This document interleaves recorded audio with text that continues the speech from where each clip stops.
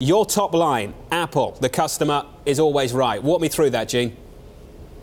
Maybe even before we get into that, I just want to mention the big picture here is that these developer conferences, every major company has one, but Apple has more registered developers than any other platform, 20 million developers. And that, I think, is an important kind of baseline when you think about the future or the features and the announcements.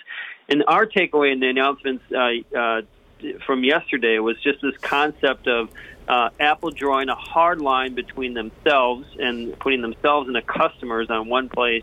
And on the other side, really, it's Facebook and Google. And they had some kind of underhanded jabs at Facebook yesterday. But the bottom line is they are emphasizing their position on privacy. Alex just talked about some of the changes around Safari to enable that, also around usage, device usage, and that making the user experience better versus these other companies that are monetizing the user through ads.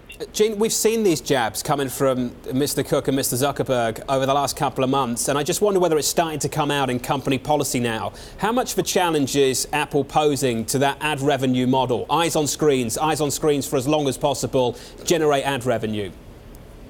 I think it is going to challenge some of these other businesses, and part of the reason is Apple builds these privacy tools and these kind of limits some of the data that's being shared. That makes it a little bit more difficult for these ad-based businesses to make money. And as Alex was talking about, a browser that makes it more difficult to track you, that makes it more difficult for these ad companies to monetize. And so I think it comes across in the policy in the sense that Apple wants to build tools that are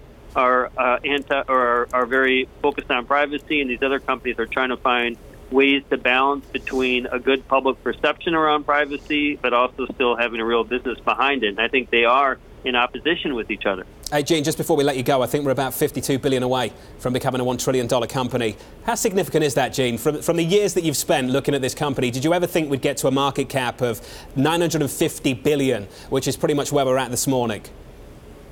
No, I didn't.